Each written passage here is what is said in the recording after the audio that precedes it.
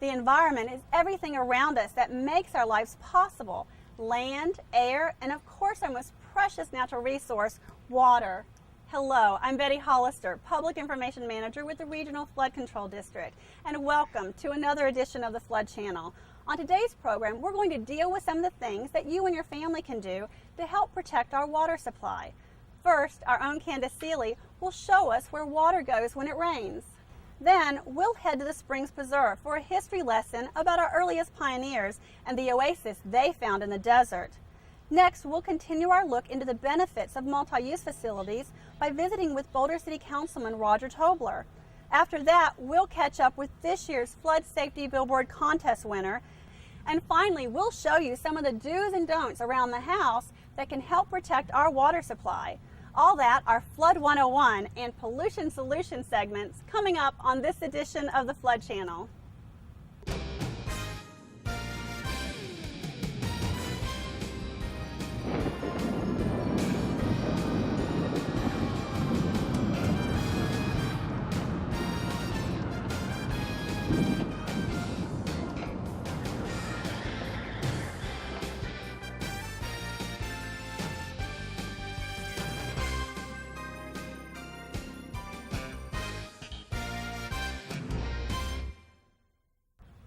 When it rains, you see it on your windshield, down the windows, on the street, and down the storm drain.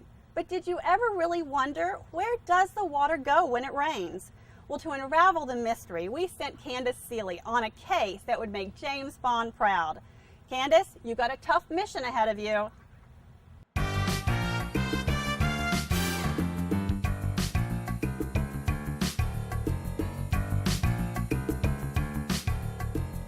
Seeley, Candace Seeley. I like my water shaken, not stirred. Okay, so I'm not James Bond, but I have accepted a really big case to determine where stormwater goes when it rains. So let's start our quest to discover that answer on the far west side of the valley. Come on, let's go. I'll drive.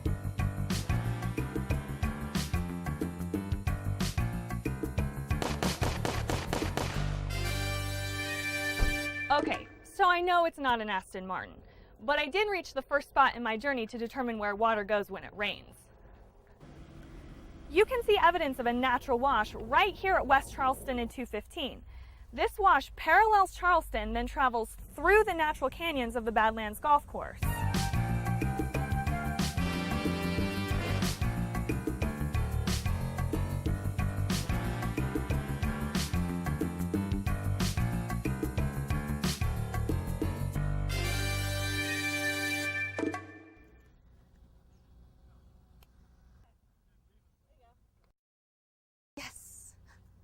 I almost forgot, I'm on a mission. So from the Badlands Golf Course, our stormwater continues its journey east through the Angel Park Detention Basin, then north past the Betty Wilson Soccer Complex near Lake Mead and Buffalo. So we haven't reached our final goal to discover where water goes when it rains. So from right here, the water flows past the high school through a series of detention basins near Gowan and Tenaya. From there, the water flows underground and through open channels to North Las Vegas, where it joins the western tributary of the Las Vegas Wash near Camino El Norte and Craig Road. Wow, that was a lot. Are you with me so far? From where the washes join in North Las Vegas, the water flows southeast through the newly built Cheyenne Peaking Basin near Cheyenne and Civic Center. Continuing southeast, it then travels through the Desert Rose Golf Course. See, I told you this journey of rainfall and where it goes would be a long trip. Hey, where does the crew always go when it's time to get gas? All right, we're getting close to our final destination. From the Desert Rose Golf Course, it's a big downhill drop across the east side of the valley where the water eventually winds through the Wetlands Park near the Silver Bowl.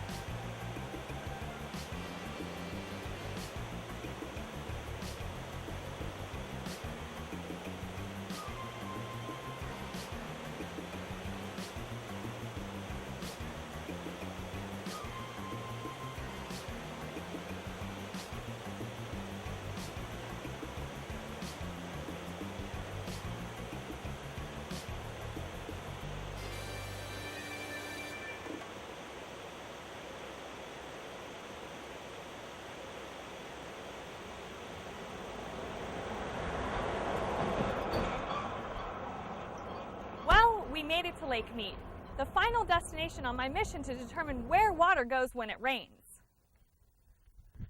From the very start of our journey on the west side of the valley near 215 in Charleston all the way here to Lake Mead, we have traveled an incredible 42 miles.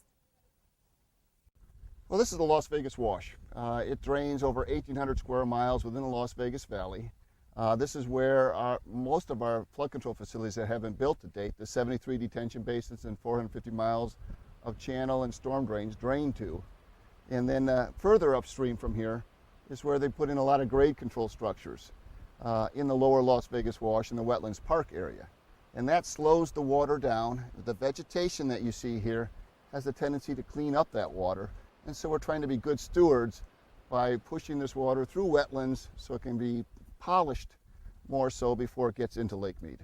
I think it's important that while we're here at the Las Vegas Valley and seeing how all that water drains the Las Vegas Wash into Lake Mead, also Mesquite drains to the Virgin River that comes into Lake Mead. Laughlin, it drains into the Colorado River, which is all part of the Colorado River system. And so it's incumbent upon us to protect the environment and not dump stuff into the washes that during a flood event will push itself into Lake Mead, which is our primary source of drinking water. Well, you've been on a mission following the water for 42 miles from the west side of the valley to the east side of the valley and into the Las Vegas Wash and ultimately Lake Mead. And that's just one part of our network of flood control facilities that have been built that are protecting the community. I think it's very important that everybody realizes the path the water takes. And while you went down one path, there's numerous paths in the valley that drain to this point. And that's why it's important for us to be good stewards of this water that's coming here and the Lake Mead and our primary source of drinking water, not to pollute it. So the case, mission, and journey of finding out where water goes when it rains has been solved. Flood channels, detention basins, and storm drains work together to get flood water safely from the west side of the valley all the way to Lake Mead on the east side. Mission accomplished, case solved. Thanks, Candace, and we'll have more on the Flood Channel after this. Hi, I'm Chip Maxfield, Vice Chairman of the Regional Flood Control District, and you're watching the Flood Channel. See that clogged storm drain? Something like that, when it rains, will cause water to back up and flood our streets. Hello, Regional Flood Control District. I'd like to report a clogged storm drain. City and county employees are working hard to keep your storm drains clean. If you spot a clogged storm drain, call and report it. Help protect the environment by keeping our drains and washes clean. Report clogged storm drains by calling 455-3139.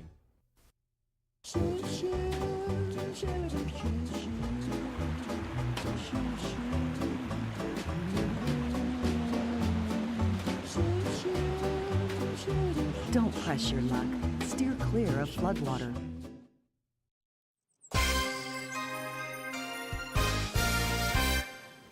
What is a detention basin? A detention basin is like a huge hole in the ground. I compare it to a bathtub. If you have both faucets on, water rushes into the bathtub really fast and drains out much more slowly. A detention basin works like that. Water flows in very quickly through large channels and drains out through a smaller opening. So far on today's program, we've discovered where stormwater goes when it rains. And now I'm going on a different kind of mission to discover some interesting history about water in southern Nevada, why that water is tested, and what it means for you and your family. We'll start at the Springs Preserve at Valley View in Alta. The desert we live in is an environment of extremes. So when you think of a lush green oasis, southern Nevada is probably not your first thought. However, the actual word Las Vegas translates in Spanish to the meadows. And a big reason we acquired that name is because about 10,000 years ago, underground springs surfaced from under the desert floor, creating lush green grassy meadows and small streams. When you look around at the desert we live in, it's hard to believe that this was once a place where early explorers, scouts, and eventually families moved to, ironically, for water. During the 1800s, explorers and scouts looking for new trails from New Mexico to California followed the Spanish Trail and discovered what is now known as the Springs Preserve. It was an oasis in the desert and served as a primary water source for early Mormon settlers. With the discovery of an abundant supply of water here, people soon followed, and land was auctioned off, creating the town site of Las Vegas. But as quickly as the town got bigger, the water supply got smaller. With the construction of Hoover Dam and later World War II, the population in the valley continued to grow, and residents were encouraged to conserve water. Frustrated with the inability to keep up with the growth and relying solely on groundwater, the Nevada legislature created the Las Vegas Valley Water District in 1947. Today, almost 2 million people live in Clark County. So Jesse, we've learned a little history today about the Springs Preserve, but I'm wondering about the wetlands here and in the bottom of our flood control detention basin. Can you tell me why they're here? Yeah, we've actually redirected the flow of the runoff water that runs through the flood control channel adjacent to our site into this constructed wetland area that you see here. And this is eventually going to serve several different purposes once we open as a visitor attraction here at the Springs Preserve in spring of next year. The first of which is it's going to interpret the original cauldron pool that originally bubbled up from beneath the surface and drew life to the valley as the primary water source back then. And secondly, it's the lush vegetation that you see here actually serves as a natural filtering process for that runoff water. So as that water runs through what we call our Cienega area here, it's actually naturally cleansed before it's returned to the flood control channel. Lastly, visitors to our trail system, which is where we're at right now, will eventually have 2 miles of trails at the Springs Preserve. Though on a small scale, this is going to help those visitors to become educated about sustainable living here in the desert. Part of those efforts will be utilizing this facility to help demonstrate the cycle of water as it travels through the Las Vegas Valley, since most residents really don't generally tend to think of water beyond the tap. So far on our mission, we've learned a little bit of history about the Springs Preserve and how important water was then and now. But what about the pollutants that get swept away in the rainwater and flow untreated to Lake Mead? Kevin Eubanks, Assistant General Manager for the Flood Control District, explains why we test the water quality in the washes.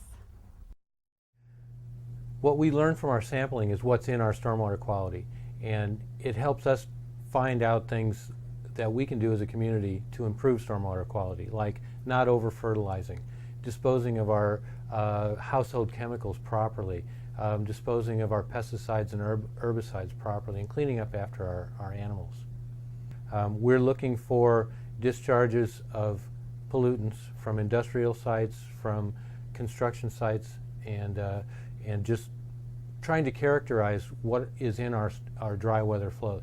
We also sample during rain events, and we do try to do that twice a year, but we oftentimes don't get enough rainfall for that to occur. We're also doing some sampling at our stormwater detention basins. What flows in, what flows out, and what benefit does our system provide to the environment. Another component of our sampling is our actual wash walks, where we go twice a year and we walk up the wash and we look at the condition of the water courses and we try to see if there's any illegal dumping, shopping carts, mattresses, oil. We can see an oil sheen right on the water and we can try to track it to its source. The reason we test the water is to find out what's in the water, and that when we find out what's in the water, that helps us decide what kinds of things we can do as a community to protect the water that flows directly to Lake Mead, to Virgin River, to the Colorado River without any kind of treatment at all. Great. While testing the quality of the water is an important first step in understanding what pollutants are carried to Lake Mead, using this information to target what residents can do to protect our drinking water source is also important.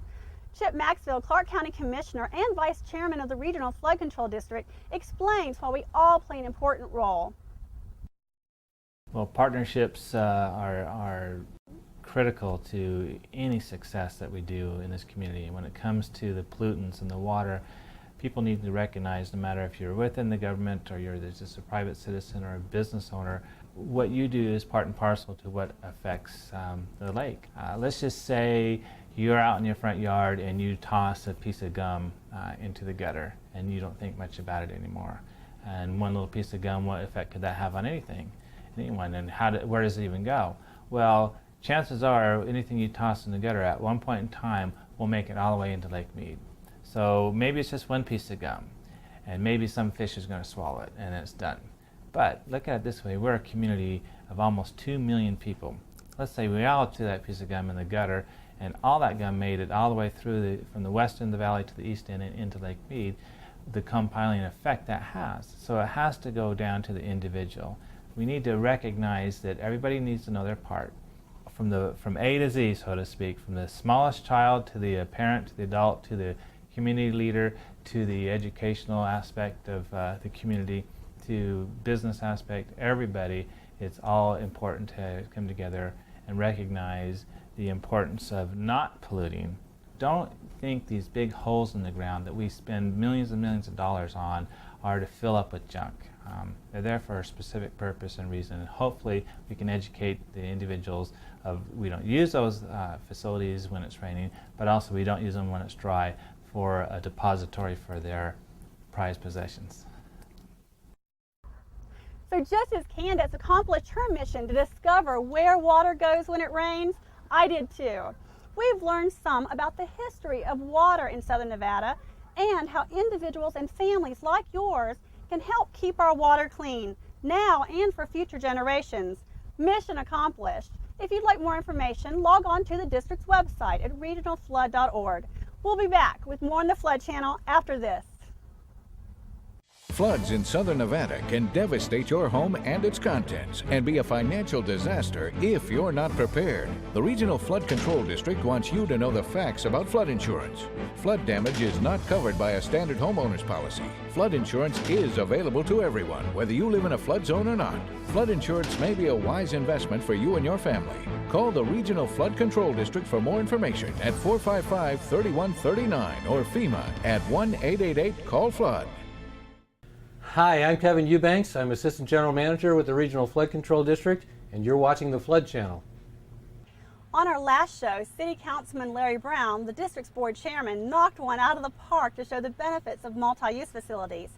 Now let's visit with Boulder City Councilman Roger Tobler to learn more ways flood control projects are being used for recreation. Well, this is a very important facility for Boulder City. This park is a detention basin, so it collects rainwater runoff. But what's so neat about it, or the wonderful part about it, is that it enhances the community because we're able to combine a recreational feature with the detention basin. Boulder City was lacking enough ballparks, and this is a beautiful place to have it. We were able to put a couple in here. One of them actually fits in the detention basin, so it's a dual-use facility. As land is being gobbled up and the values of land are increasing, it makes more sense to get more bang for the buck from the tax dollars and to combine features to where cities can partner with the flood district. And it also saves on expenses for both. So it's a good way to utilize the tax dollars efficiently. Basically, the flood district designs the detention basins and flood channels. The cities go out and hire a lot of it done. It's done through contract. The maintenance and to make sure that it's operating effectively, the flood control maintains that cost, but the cities actually do the maintaining. So there's a real partnership there.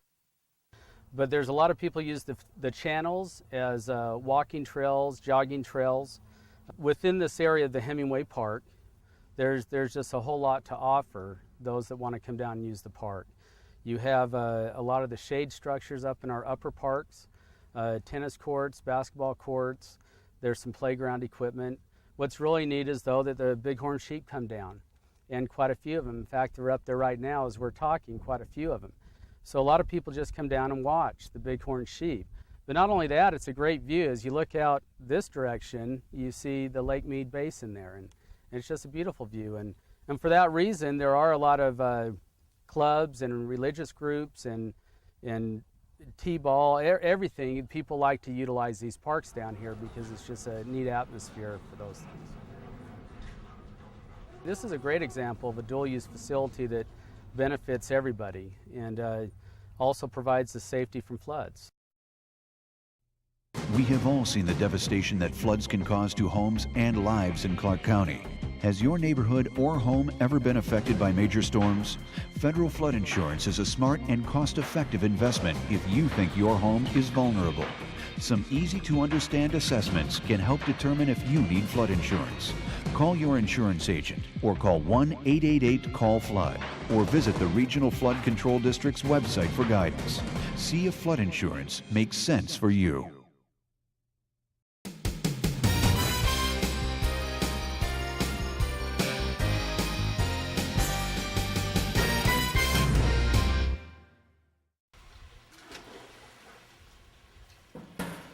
Well, what do I do with the empty containers of household chemicals when I'm done with them and I want to throw them away? If you have paint and oil and household chemicals, including antifreeze, oil, pesticides, and herbicides, Republic Services provides drop-off points, so it's convenient for you to drop off those household chemicals and do the right thing and take care of the environment.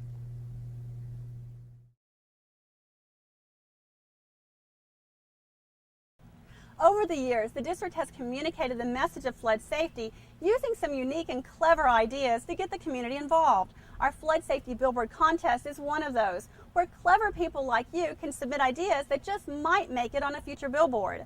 And this year's winner is... Nope, I'm not giving it away. Let's go to Candace for the story. And the winner for the best flood safety message is... Envelope, please.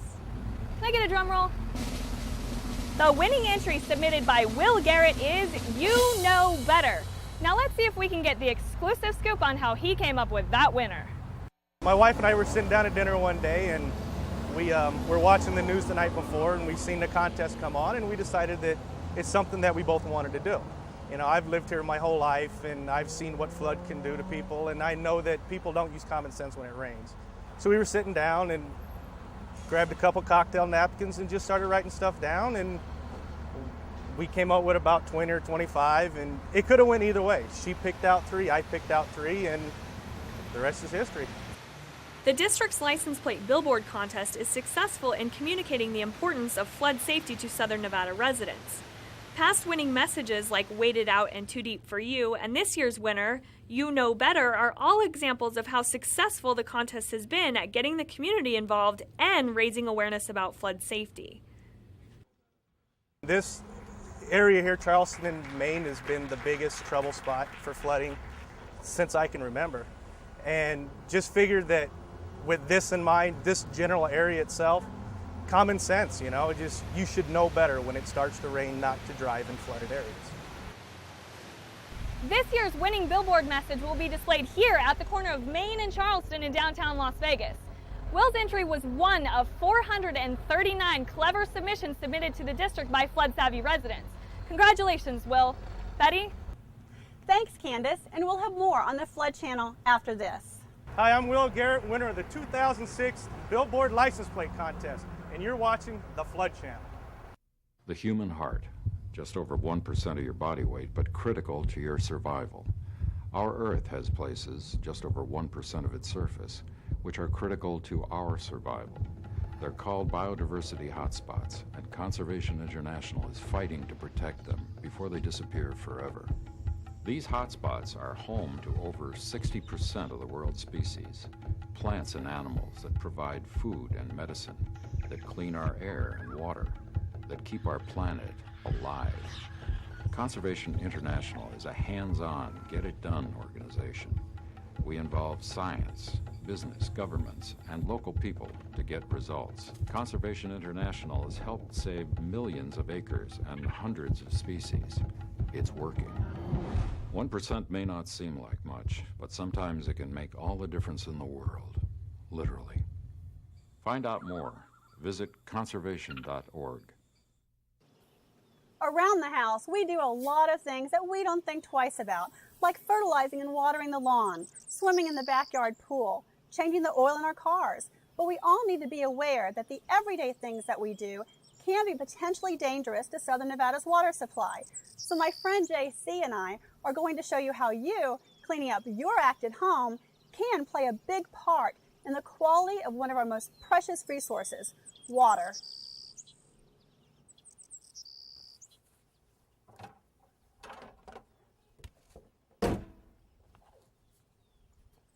Okay, I'm done changing the oil in my car and painting the kids' room.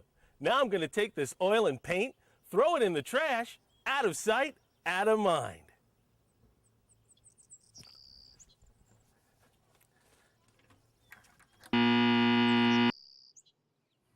What you've just seen is a perfect example of how not to do it. It only takes 1 quart of oil to contaminate up to 250,000 gallons of water. So unless you want to be the new captain of the Valdez, take it to an auto parts store where they can recycle the used oil. Now as for paint, Republic Silver State has special centers where they can either recycle it or dispose of it properly. Okay, time to drain the old pool. Think I'll just take this hose and drain it out into the street. No, no, no. The correct way to drain a pool is to use the drainage port. Now you'll find it in most new homes near the front of the house. If you have an older home and doesn't have a drainage port, what you can do is take a low volume pump and send that water right through your washing machine drain.